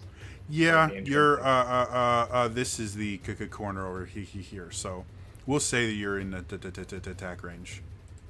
Woo. Whee! I can do math. 22 to hit. 22 hits. Go and roll the damage. 7 cold. It gets the sniffles, which is apparently enough to take out an entire mothership if you're Jeff Goldblum. So I could be. That's my turn. all right, let's go Argenta, slowly climbing up the creature. Yep. Same thing. Reckless attacking, climbing up, using my dagger as a climbing pick as I stab into it. Keep going. So at this point, are you 50 feet in the air? Yeah. So yeah, you're about the belt level now. I'm changing my dice. Third nat 20 in a row. Damn. So dice have been changed.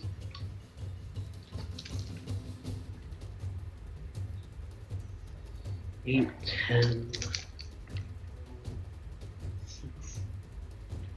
26 force damage. 26.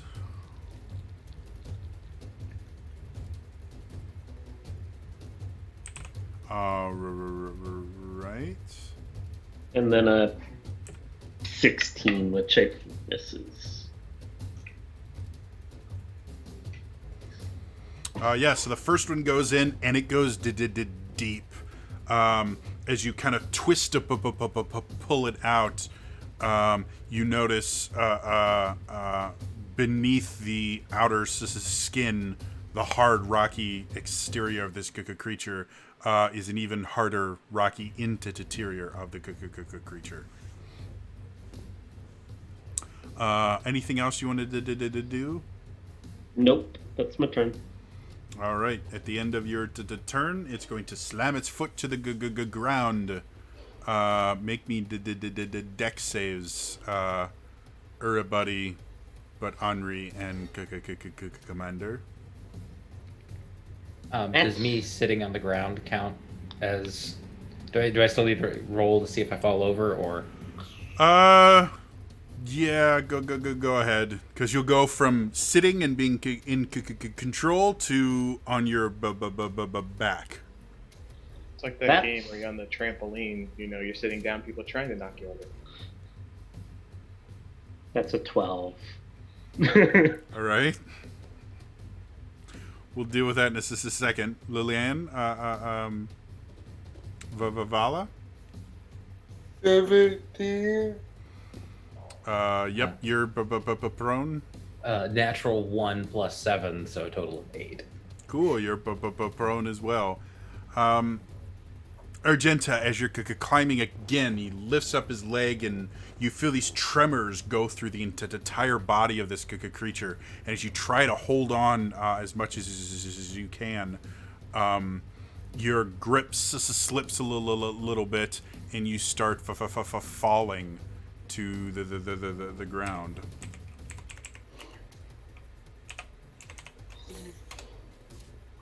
You take 20 bludgeoning damage as you hit the ground hard on your back. Go ahead and make me a Dex Acrobatics check.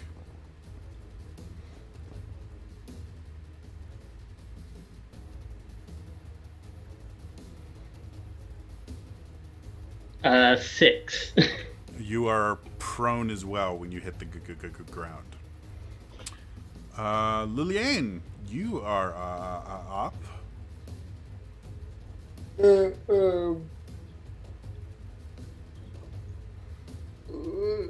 see. If I try to start climbing up and right, how high can I get? Well, you'd use half of your movement to stand up, and then what's your total movement? 35. You'd be able to get up 10 feet. So sorry. Alright, yeah, I'll get up and climb about 10 feet out. In order to climb this, you do need to succeed on a strength athletics check.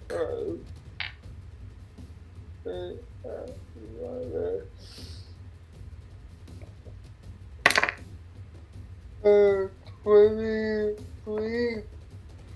Yeah. So you start climbing up this thing, just like Argenta was doing. And then I'll play at this one. All right. Go ahead and make your attack rolls. 23. Definitely hits. 19 damage. And then 21. Another hit.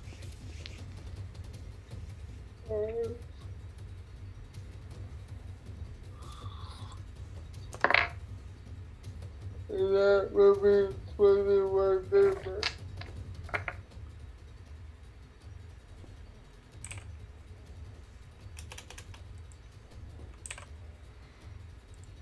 All right, so you sit there and you're hacking at this, and the creature seems to be getting more and more upset with you as larger rocks are falling off of it.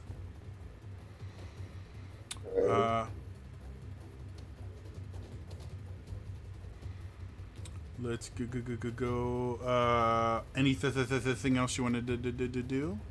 No. All right. It takes one giant fist, brings it down towards Vala.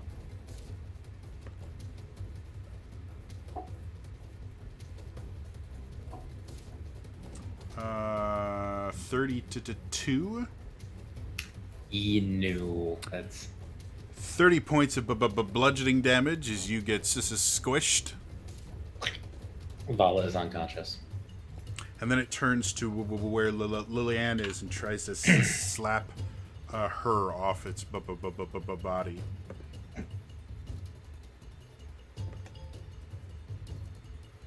So it'll be the 31.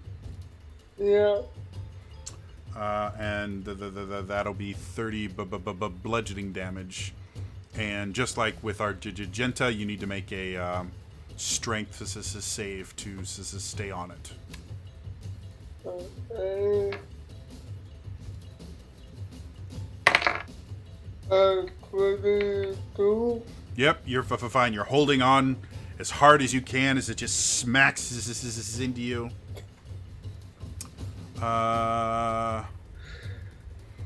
And the creature is going to go...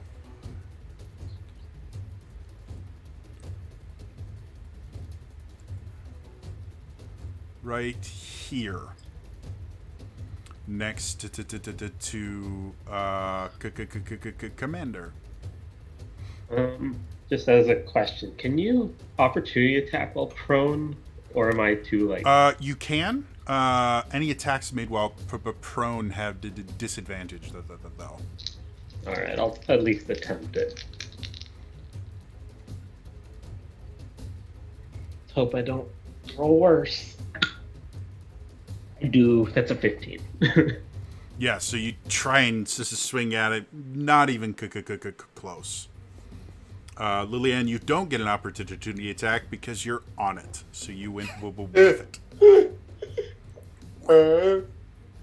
You are now like a few feet above the commander, just kind of staring down at him.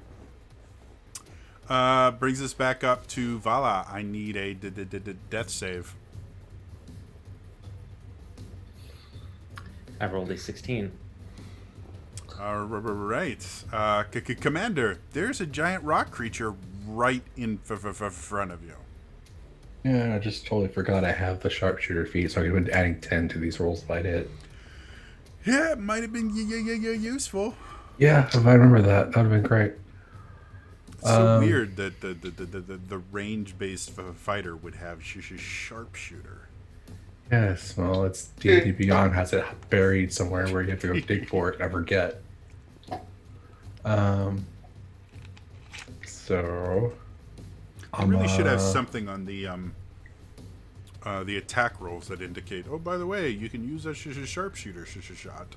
I agree. It should be there, but I don't see it. Smiting. So yeah, I'm going to. I'm gonna run away for a minute. Let's see. Who's here? So that's 5, 10, 15, 20, 25, 30. Here. I'm sure it can attack, right? Yep, as you run away, it's going to take its massive fist and try and slam it down on you. Okay. How does 33 sound? Sounds like it's going to hurt a lot. 30 points of bludgeoning damage as it slams against you. Ow. Okay. And I will, when I get to that spot, I will make 2 attacks, this time with sharpshooter, so the -5.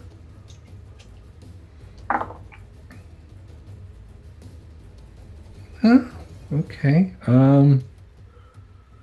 -5, one's a 22, the other one is a 20, not natural. Both of them hit. Okay. Go ahead and roll your damage with your plus 5. Oh, thanks. Yeah, halved.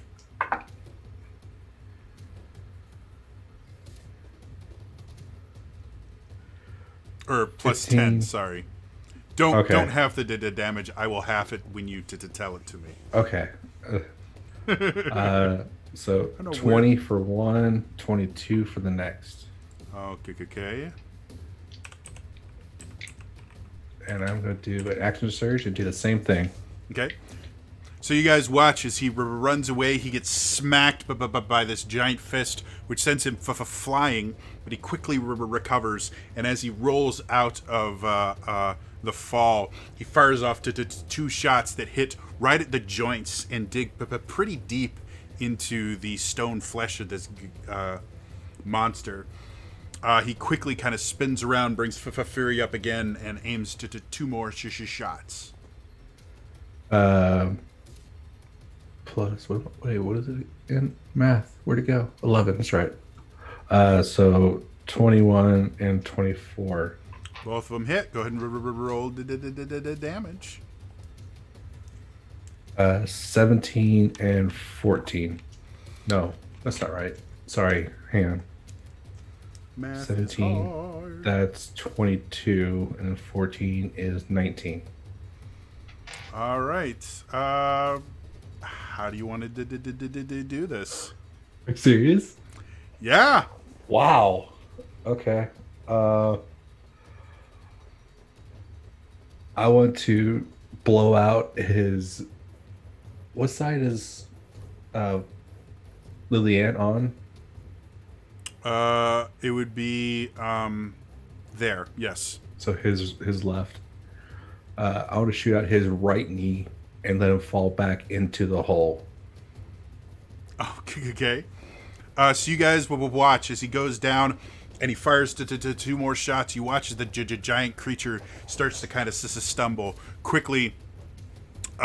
He opens up Fury, puts 4 more shots in, and starts just slowly walking towards it, firing all 4 shots. You start seeing the right knee that he's focusing on start to crumble. He unloads a gig again, puts 4 more shots in, and just keeps walking forward, continuing to reload every time until he's within about 10 feet of it, and he fires one final shot that destroys the knee joint. The creature goes end over end, falling into the cavern below and shatters on the ground into hundreds of pieces. And then, oh, sorry, it's my turn. Never mind. With that, Do I fall through? I'm gonna say, as you saw Commander going full on John Wick on this, you probably went, you know what? I'm only 10 feet up.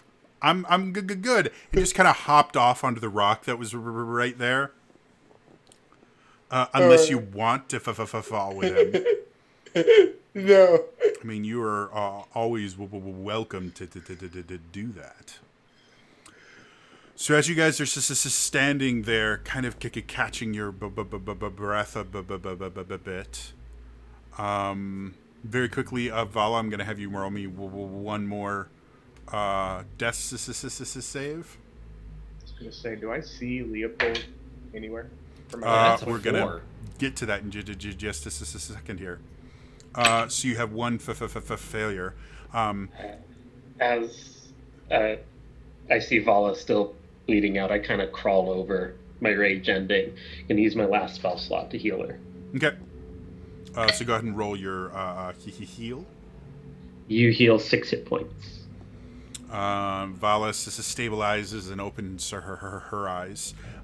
As you're all kind of recovering from this ordeal, you suddenly see a bright green, pale green flash from the cavern. As you all kind of adjust yourself to look, you watch as the pieces of the rock monster and the various rubble starts rising on its own and starts spinning slower and then faster and faster and faster. And as it rises up, it gets kind of thrown out. You all have to kind of shield yourselves from it.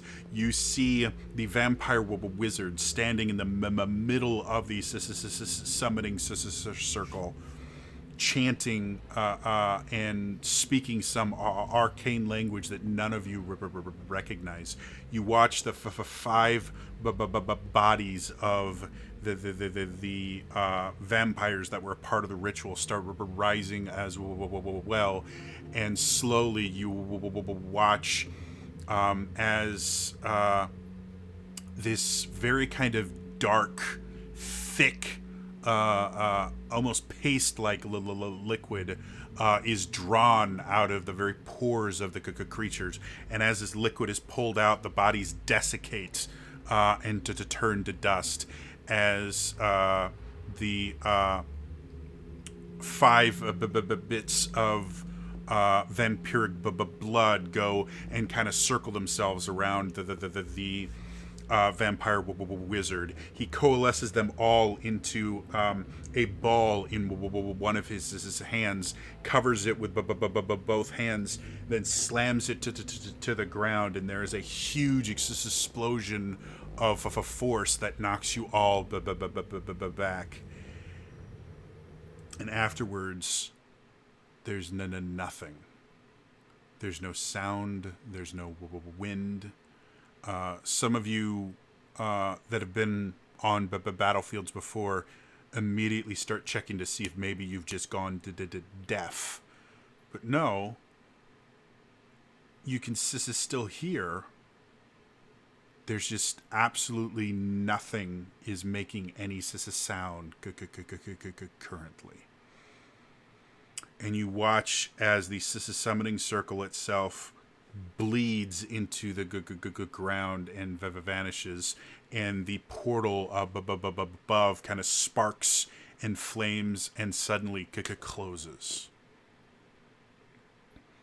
As that happens, you watch as the clouds that had been keeping this area in perpetual darkness start to clear up.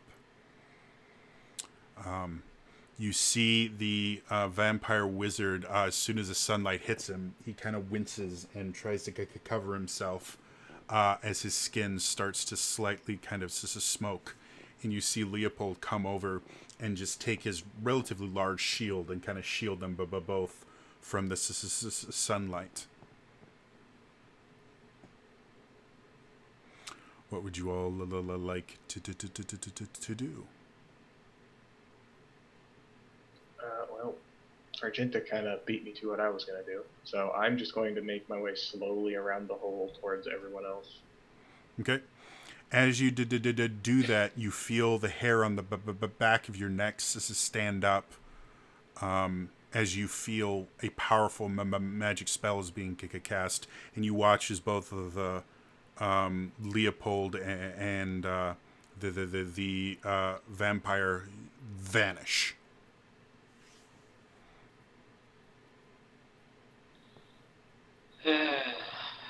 Arcane bullshit.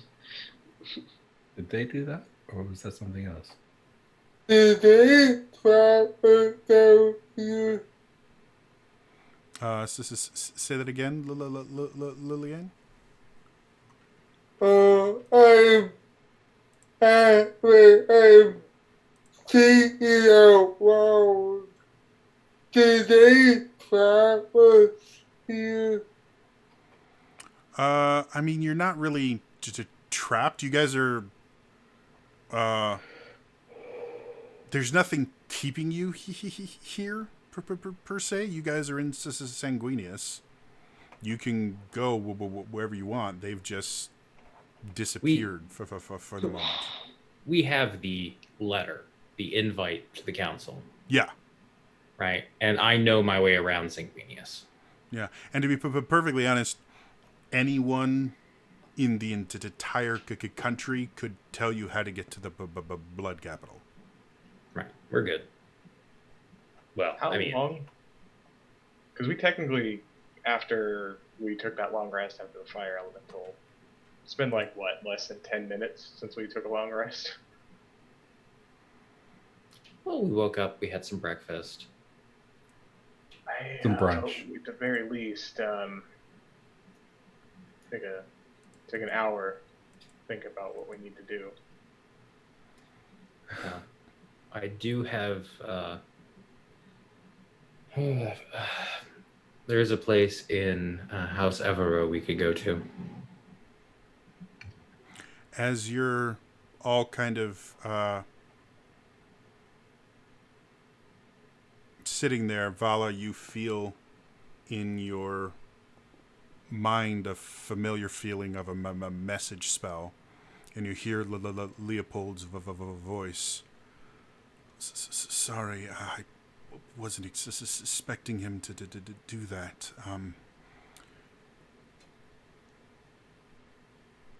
I can't protect you on my own. I've called for more guards. Come to House Evero. It'll take a few days take a little while for them to get here, but the blood guard of House Evero has agreed to keep you safe, and I will be there waiting for you as soon as you arrive. I will respond. That sounds good. We will meet you there, and we will do our best to be as safe as we can. Thank you. And the magic ends. There may have been multiple messages. This is a spell, seeing as I didn't count how many words that was, but I had my hands up. how many words did I get? I lost count. Oh, damn. Are you Probably more than the 20 though. toilet? We should. Gooba stoo-doo. Are you pooping? You pooping. I don't know about you, Vala, but I'm out of magic to heal people, so we should at least take an hour. Yeah, I agree with that.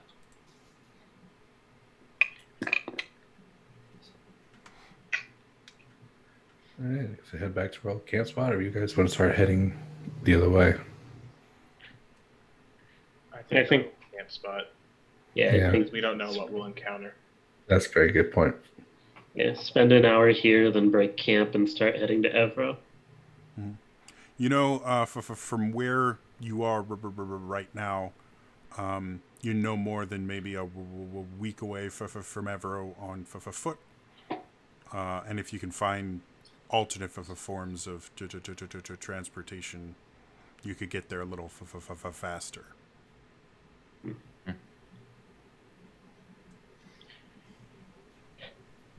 So I guess we'll take the hour, and then after that, start heading, I believe, south, like memory serves. It's been a while. Due east, north. Wait, where are we on this map? Are we the dot to the left, Jody? You guys crossed the border and then went off road, avoiding Kurlan. So I was thinking you were probably around there. I saw the dot between Artus and Evero. I think the dot is where the Dark Lord Sin Celeste's house was. That's over in Fenrish. Yeah. I don't know what the dot is. It's not. Get rid of it. Okay. I'm going to Very see if tall. it's actually doesn't exist anymore. I'm also going to play a Song of Rest, so anybody that uses hit points gets an extra 5.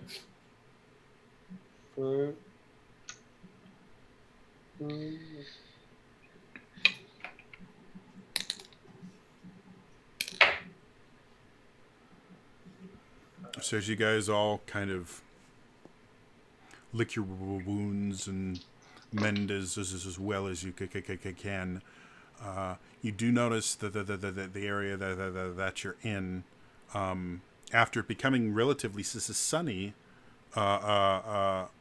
before you started resting, slowly the kind of cloud cover and the dim atmosphere of Sanguinius in general, due to centuries of vampires using druidic magic to keep constant cloud cover over their houses, kind of sets in, and the world itself becomes a little bit more kind of dingy.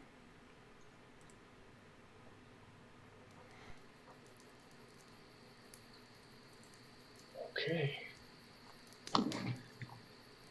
So I guess what is the exact wording on that letter you have, Vala? Because I'm wondering, that was given to you guys before I came back. I might not be under the same protection, so I'm a little worried going into territories where I know people Will recognize you? that and want to kill me. Technically, half of you is nameless, so half your soul is under protection. Theoretically, the summons is just for Vala and her companions. It doesn't list all of your names specifically. You are all my companions. Do any of you have anything that could function as a mask until I can get one made, just to be on the safe side? I kind of gave mine to Satin. I have a domino mask. You do not want to wear that around the city of Evero. That would be very bad. If you guys will want, it's relatively simple to kind of create a face covering out of just bandages and cloths that you could have to kind of have a, thief's mask kind of thing. Okay. Yeah, because I'll have that when we get into any major town, because I'm not 100% sure where I would, quote unquote, even though we're not wanted anymore, where I would still be wanted, kind of thing. So, I guess with that, we'll start heading southish.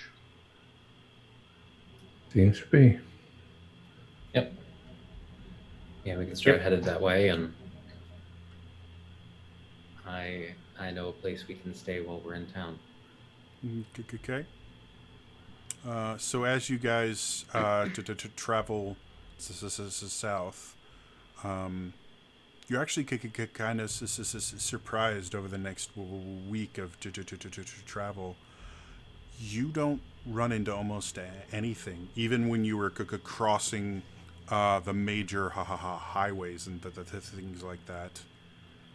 There's just not a lot here that you're noticing, and you're just starting to wonder how large an impact that very large rift had on like the local wildlife and everything around.